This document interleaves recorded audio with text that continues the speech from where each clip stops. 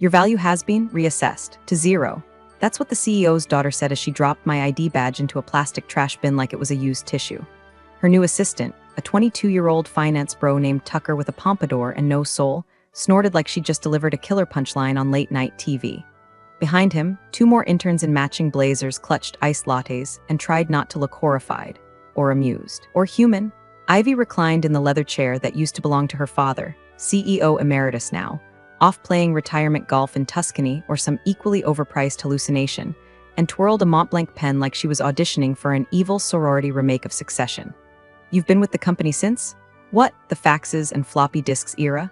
she said, scrolling her phone with one hand. Like firing me was just an item on her digital to-do list between manipulate stock price and order oat milk. I didn't answer. I just stood there, holding my hands calmly behind my back, the way I used to when leading investor briefings.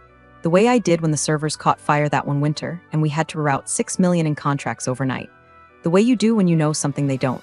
"Look," Ivy continued, clearly irritated by my silence. "You're streamlining, shedding legacy bloat, you're smart. I'm sure you'll land somewhere." She tossed a manila envelope across the desk like a frisbee. It skidded to a stop next to a half-eaten acai bowl. "HR's prepared a generous exit package," she added, already opening a new Slack window. "Security will walk you out in 10. I bent to pick up the envelope. Not because I cared about the contents, I didn't. I just wanted to see if she'd flinch when I stood back up. She didn't. That's when I saw it, framed behind her, slightly crooked like a punchline from the universe. The original investor covenant. The one I helped draft 12 years ago in a conference room with bad coffee and 3 lawyers who all secretly hated each other. My name was still on it, bottom right. Key operational stakeholder, Marissa Klein. I let myself smirk just for a second, by the way. If you've made it this far and you haven't hit that follow button or tapped the like, come on now. 90% of y'all are lurking like Tucker in the break room pretending to know Excel. Show the team some love. It keeps us caffeinated and vengefully creative. Back to the train wreck. Ivy didn't notice my smirk. She was too busy fumbling with her dad's executive signature stamp. It wobbled in her hand, clunky and unfamiliar, like the truth. She pressed it down on a form without aligning it, leaving his name smeared and crooked across a line marked authorized termination. Then she stood up, clearly signaling I should leave. Tucker tried to open the door for me, but the handle stuck. I opened it myself, just like I had opened the last 5 compliance renewals, the last 4 strategic partnerships, and the back door to our biggest investor when our CFO botched a Q4 forecast. I walked out without turning back, didn't say a word, didn't grab the gratitude basket HR had perched like a landmine by the elevator. Just kept walking out of the building into the sun, home, where my encrypted archive sat waiting, purring like a cat full of claws. I kicked off my shoes, poured a glass of wine, and logged into the vault. Version 3.7. Covenant, fully redlined, my name, my clause, my hammer. I picked up my phone, scrolled to Anderson Counsel, and hit call. "Activate the file," I said. Version 3.7. There was a pause on the other end. Then Anderson just said, "Understood." Because unlike Ivy, he did read the footnotes. HR waited for me by the elevator with all the fake warmth of a hotel concierge who knows you tip $2 on a 5-night stay. "Miss Klein, we just want to say thank you for your many years of service," chirped the woman, Rita, maybe. Rachel, she'd only been there 6 months and still pronounced Klein like clean. In her hands, she held the infamous gratitude basket, an overpriced wicker coffin stuffed with caramel popcorn, stale biscotti, and a coupon for a massage I would never use. I gave her a nod. No smile, no scene, just a nod that said, "I built this place while you were still learning how to schedule Outlook meetings, sweetheart." I didn't touch the basket. As the elevator doors slid shut, I caught a final glimpse of Ivy behind the glass wall of her father's old office, legs crossed, headset on, probably narrating some airheaded reorg vision to our clueless junior team. She didn't glance up. Of course she didn't. People like Ivy don't look at you after they think they've erased you. Let her enjoy it. The ride down to the lobby felt like descending through layers of noise-canceled bullshit, buzzwords, branded values, Slack emojis. By the time I hit the revolving doors, it was all silent, crisp, final. I went home, kicked off my shoes, opened a bottle of that dusty Cabernet I'd been saving for the day I either retired or snapped. I figured this counted as both. Then I powered up my personal workstation. Not the work laptop, I left that on the desk untouched. This was the real gear. My vault, my archive. The encrypted server that had lived quietly beneath my kitchen sink since the first time a board member tried to override compliance in 2014. I'd built it out of habit, out of caution, out of the gut instinct that the real danger wasn't a hostile takeover, it was Ivy with a printer and a blank agenda. Password accepted. Biometric scan confirmed. The interface flickered on, clean as ever. I navigated to my legal folder and opened the most recent copy of the funding covenant. There it was. Same clause, same font. Same signature from the managing partner of our lead investor, Marissa Klein, designated material personnel, Clause 14C. I scrolled to the margin notes. The last redline comment from Anderson, my attorney, still sat there. Any involuntary termination triggers breach remedy. Mandatory investor notification required within 72 hours. I leaned back, remembering the exact day we wrote that clause. Flashback to 6 years earlier. Conference room A302. My hair was longer then. The fund's lawyer, Blake, wore mismatched socks and drank espresso like it was holy water. He didn't trust our CFO. I didn't trust our CEO. So we compromised in writing. If they ever try to cut you out, he said, tapping his pen on the draft, this clause guarantees consequences. I'd laugh then. You think they'd be that stupid? He looked at me like I'd just asked if water was wet. They're executives, he said. Eventually, yes. I closed the file, let that memory fade, and picked up my phone. Anderson answered on the second ring. No hello, just silence, the kind that means he's already reading the situation. Activate the redline file, I said. Version 3.7. Pause. Understood, he said. No questions. No small talk, just execution, because that's what the real professionals do. While Ivy and her espresso interns were busy gamifying leadership, I had built an entire career on knowing where the bodies were buried and exactly which footnote would resurrect them. I sipped my wine, pulled a blanket over my legs, and watched the inbox start to ping. 3 unread messages already. 1 from legal, 1 from the investor liaison, and 1 from someone I hadn't heard from in years. The game had started. I hadn't moved a single piece, and already they were scrambling. It took less than 48 hours for Ivy to start tap dancing on my grave. She posted a company-wide Slack announcement titled Phase 1, Operational Evolution, complete with a fire emoji, a lightning bolt, and a headshot of herself holding a mug that said Boss Babe. I nearly choked on my cereal when a former colleague forwarded it to me. This week, we begin streamlining legacy bloat and energizing our workflows, she wrote, as if she hadn't just booted the woman who was the workflow. Please welcome Leela Montclair as our new head of operations. Leela brings a fresh vision, an elite MBA, and an exciting lens on modern productivity. Leela, Jesus Christ. Leela was her bestie from grad school, a woman who once brought margaritas to a strategy offsite and referred to due diligence as Debbie Downer energy. Her previous experience? A 2-year stint at a lifestyle brand that sold Bluetooth-enhanced yoga mats. She listed vibes as a leadership value on LinkedIn. By noon that day, the junior managers were in open panic mode. I got the text almost instantly. Hey, do you know where the supplier compliance tracker lives? Can't find anything post Q2. Did you submit the EU cross-border forms? Legal's asking. Wait, who handles the funding traceability log now? I didn't respond. Let them sit with it. By Friday, someone had tried to duplicate my access templates and locked the internal server. The audit portal kicked back 4 incomplete filings. A Slack thread labeled Urgent Ops Escalation Fire exploded with questions, none of which had answers. Leela's response, a 3-sentence update that ended with "We got this flexed biceps." Spoiler, they did not got this. The quarterly audit deadline for the Everlock Capital Fund, our primary investor, came and went with no submission.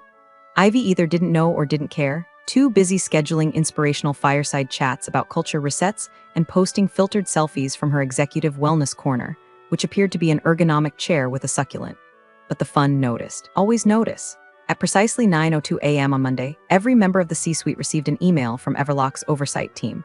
The subject line was sterile, urgent, compliance review requested personnel change notification received no emojis, no pleasantries, just one line in the body. Per Clause 14C, please prepare supporting documentation for immediate audit. Clause 14C, the one with my name on it. Pictured Ivy reading that email, blinking slowly like a raccoon caught with a vape pen. The silence across company channels that morning was palpable. Leela's Monday momentum update never arrived.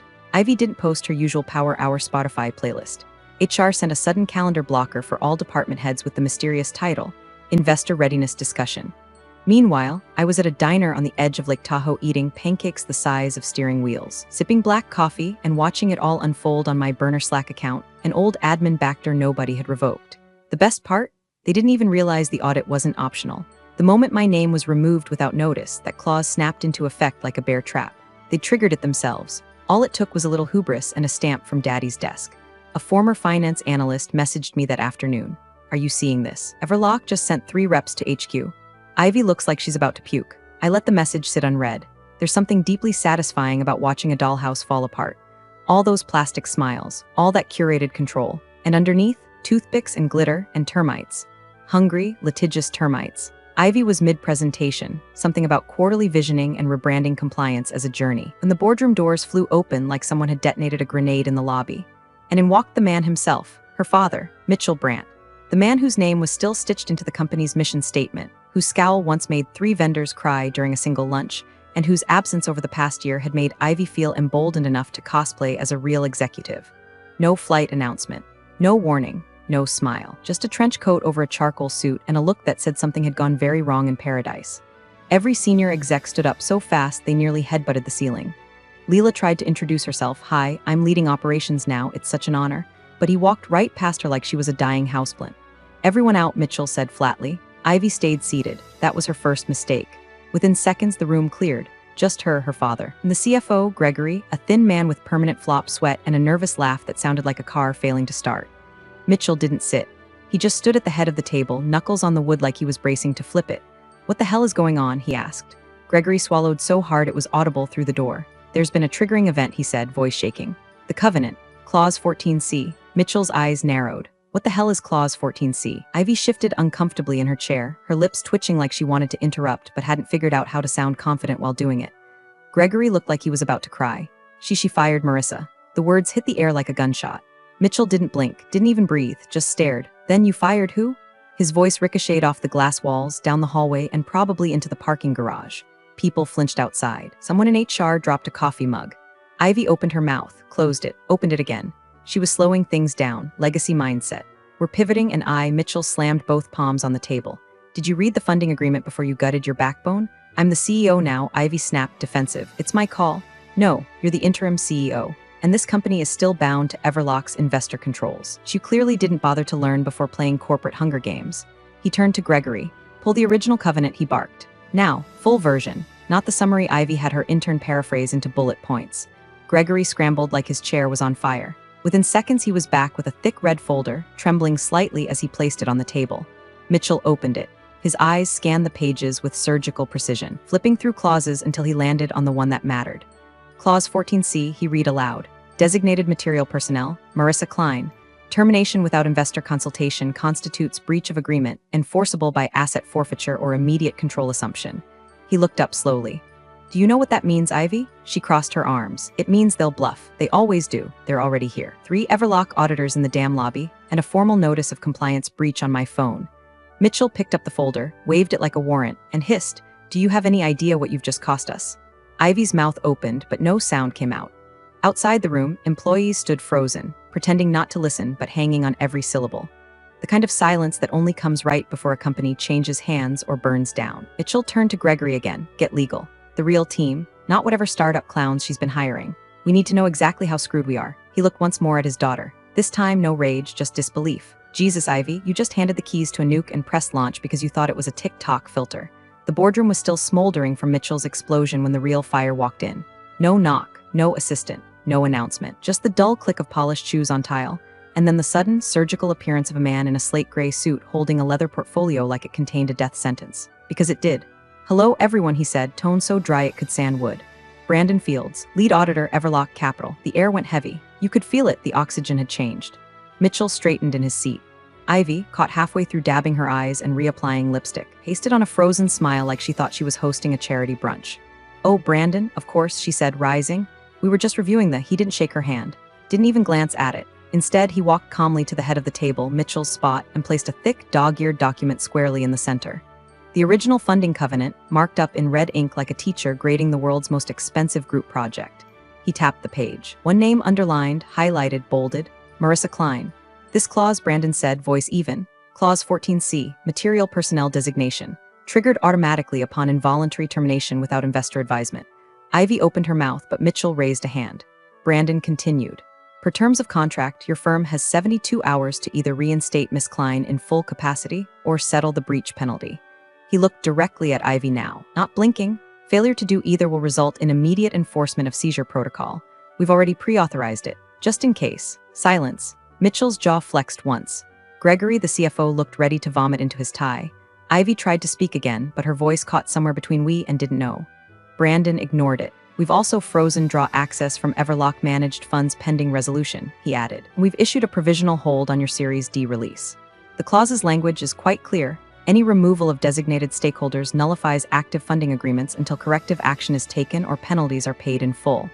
Then he finally looked around the table, gaze slicing through each executive like a scalpel. "To be clear," he said, "this isn't a negotiation. It's a compliance audit, and the timer has already started." He stepped back, adjusted his cufflinks, and turned toward the door. "I'll return at noon on Thursday, with counsel." And then, just like that, he was gone, No folders gathered, no smiles exchanged, just the weight of a $45 million penalty hanging in the air like a guillotine. Ivy sank into her chair. No one's going to actually seize anything, she mumbled. Right, this is just pressure. Leverage. Mitchell didn't answer. Gregory looked up from his calculator with eyes full of static. We don't even have half that liquid. And reinstatement? She's not coming back. She has to, Ivy snapped, panic creeping into her voice. No, Mitchell said coldly. She doesn't. He pushed his chair back, stood, and stared out the window like he was watching his company evaporate one share at a time. The sun outside was too bright, too cheerful. Inside the boardroom, the lights felt like interrogation bulbs. And on the table, Marissa's name glared up from the paper, silent, unshakable, and suddenly more powerful than anyone in the room. They hadn't just fired her. They detonated their own foundation. And now they were standing in the rubble, waiting for the roof to fall. By the time legal shuffled in, the boardroom had devolved into the verbal equivalent of a bar fight in a yacht club.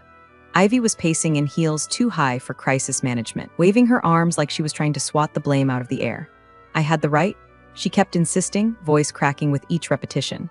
I'm the acting CEO. Personnel decisions fall under my jurisdiction.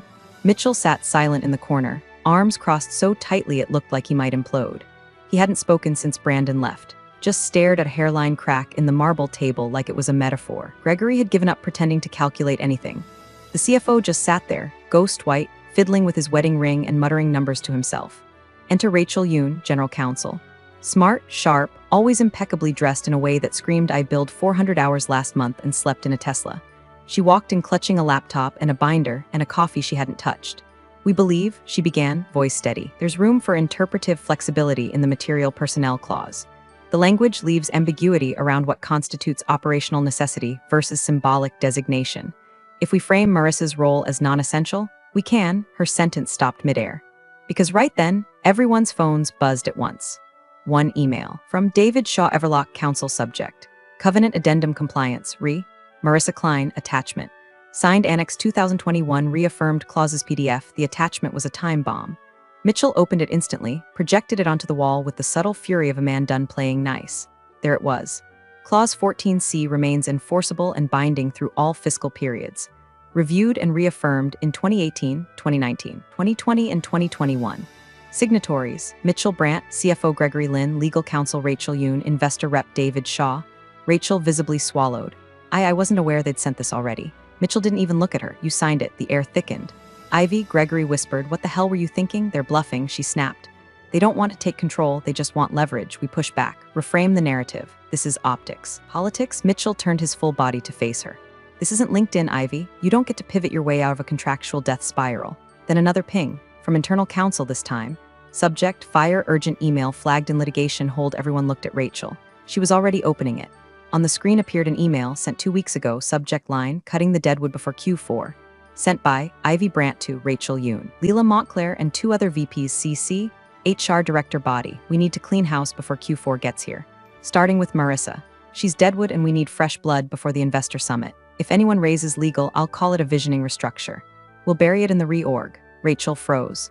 I thought I redacted. You didn't, Mitchell said, voice low and lethal. Now the investor's legal team has a direct written admission of retaliatory termination with foreknowledge of clause violation. Ivy's face drained to the color of printer paper.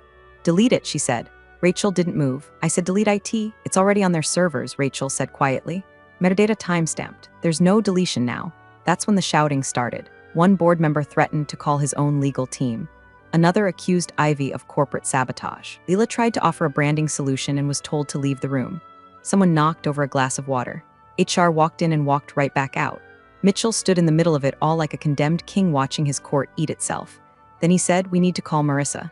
The room fell silent. You fired the one person who could have prevented this, he said. Now you better pray she'll save you from it. Ivy opened her mouth to protest, but no sound came, because there were no buzzwords left. No reorgs, no hashtags, just consequences and clocks ticking, and a door that was no longer locked because the person who held the keys was already walking away from the building. At precisely 8:03 a.m. on Thursday, the breach notice arrived. No preamble, no phone call, just an envelope hand-delivered by a courier in a dark suit who didn't bother to make eye contact. Inside, 3 crisp pages on Everlock capital letterhead and a single cover note stapled to the front.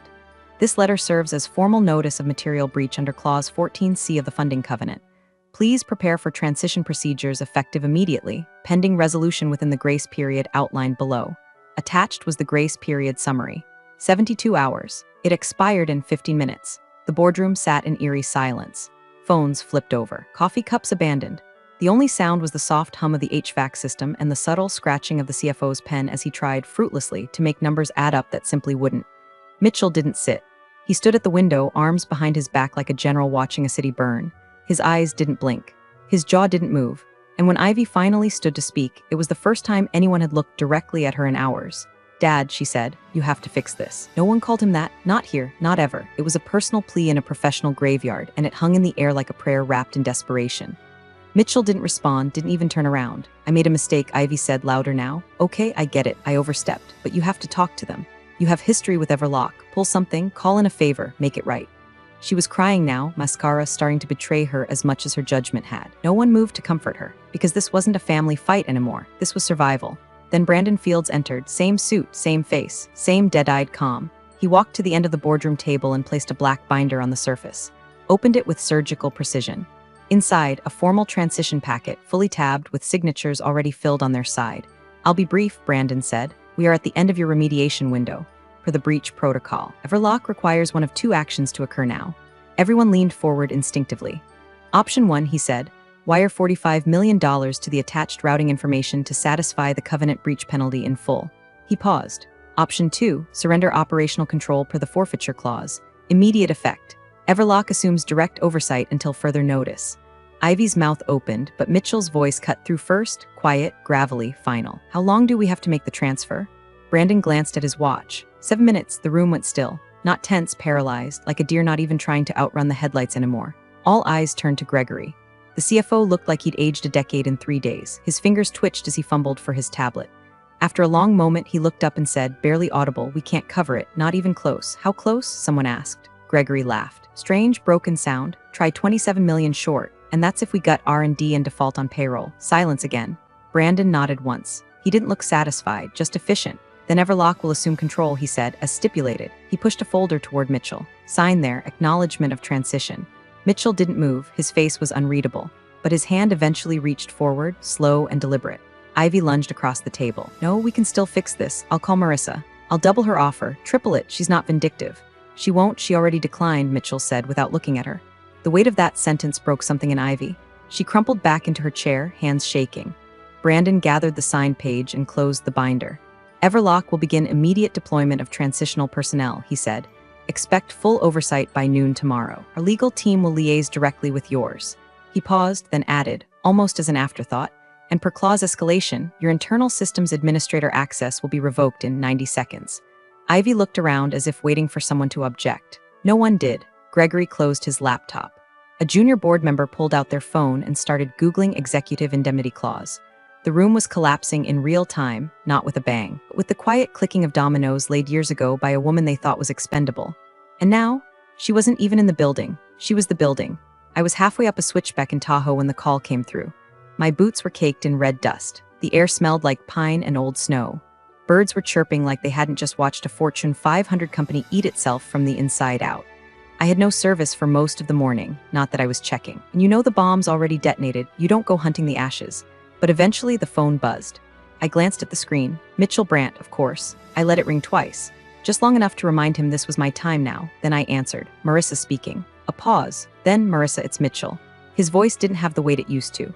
The man who once silenced entire rooms with a throat clear now sounded like someone trying not to choke on his own pride. "I know you're probably busy." "I am," I said, casually adjusting my pack strap. "What's going on?" Another pause, longer this time. "We need you to come back," he said, effective immediately. Full title, operational control, triple what you made before. You'll report directly to the board, no Ivy. I stepped onto a rock ledge and looked out over the lake, calm, ironic. "You should have called before you handed her the keys, Mitch." "I know," he said, softer. "That was my mistake." "No." Corrected, "It was hers. Yours was thinking I'd still be here to clean it up." Silence. Then very quietly, "Will you at least think about it?" I let the wind answer for a moment before I replied. "I've moved on, but I do wish Ivy the best." A long exhale on the other end. Relief, regret, resignation? I didn't care. "She'll need it," I added. Then I ended the call. No goodbye, just peace. By the time I got back down the trail and into range, my inbox was on fire. One message caught my eye, flagged high priority. Subject, transfer of control pending final investor sign-off from Brandon Fields to Legal Mitchell Brandt, Investor Relations CC, Marissa Kleinbody, effective upon final counter signature, Everlock Capital assumes full operational control of branch systems per Clause 14C. Compliance and strategy oversight will be advised exclusively by MK Advisory Group, as designated by investor preference. I read it twice. Then I smiled. MK Advisory Group. That would be Marissa Klein Advisory Group, my new firm. I'd formed it quietly the day after I walked out, with enough NDAs and soft commitments in my back pocket to make 3 ex-competitors sweat. I hadn't planned to use it this soon, but fate doesn't wait for anyone, especially not fools. I forwarded the email to Anderson, my attorney. The simple note: confirm boardroom readiness. I want the marble chair this time. He responded with a thumbs-up emoji and a photo of a nameplate already in production. Etched in gold, not plastic. The boardroom was silent, not the tense kind of silence like before a vote or after a bad earnings call. No, this was terminal. The kind of stillness that settles in once everyone in the room realizes they've already lost. There's no fixing, no spinning. Just the sound of reputations bleeding out into expensive carpet. Brandon Field stood at the head of the table, same slate gray suit, same expressionless stare. He didn't sit. He didn't blink. He just reached into his leather briefcase and pulled out a small, unmarked black box. It looked like something you'd use to launch a missile or unlock a vault. He placed it gently at the center of the table. Contained within, he said calmly, are the master credentials for Branch Systems' internal admin architecture, investor portals, compliance frameworks, and digital keychains. The transition log has been timestamped. All prior access has been revoked. He let that sink in, then added, your penalties now exceed your available cash reserves. As per Clause 14C, Everlock Capital is assuming operational control, effective immediately. Gregory, the CFO, made a sound, something between a whimper and a sigh, but didn't object. He just pushed his chair back slightly, like he didn't want to be physically close to whatever this moment was. Ivy sat perfectly still. Her hands were folded on the table like a student waiting to be expelled. She didn't speak. She didn't cry. The performance had been wrung out of her days ago. All that was left was the hollow shape of ambition and a very expensive manicure clenching into her palm. Brandon opened his binder one last time. In the back pocket, he pulled a document. Here is the revised operating agreement, he said. Per investor directive, oversight and compliance will now be advised exclusively by MK Advisory Group. There were murmurs, soft, stunned, not angry, just defeated. Marissa Klein has accepted advisory rights. She will not be returning in-house. All communications with Everlock must route through her office moving forward. No one argued. What could they say? Ivy blinked. Finally, as if waking up from a long, entitled dream. Her gaze flicked to Mitchell, hoping maybe for a last-minute reprieve, a shield from the consequences she'd forged herself. But Mitchell never looked at her. He stared straight ahead, jaw locked, face like stone. The man who had once built an empire, now watching it handed off by legal right to the woman he'd let walk out the door. Brandon snapped the binder shut. Any questions? No one spoke. He nodded once. Then we're done here. He left the black box on the table, like a tombstone. As the rest of the room began to disband, quietly, quickly, like people fleeing the scene of a crime, Ivy remained seated for a long moment. Long enough for everyone to see that the crown didn't just fall, it shattered. Eventually she rose, no tantrum, no speech. She gathered her things, her phone, her coffee mug with boss energy printed on the side, framed photo of her and her father from a gala where they both looked so sure of everything. She stepped into the hallway and froze, because there it was, on the wall outside the boardroom. A maintenance tech on a ladder was finishing up the install. A new nameplate, etched into dark marble, backlit. MK Advisory Group Strategic Control HQ underneath, in clean, elegant font. Compliance Oversight Marissa Klein. Ivy stared at it for a long moment. Long enough that she was still standing there when the elevator doors closed behind her. Marissa never came back through the front door. She didn't need to. She owned the building now. You're the real MVPs of the office jungle. Thanks for watching. Smash that subscribe button, or the coffee pot might just forget your next brew.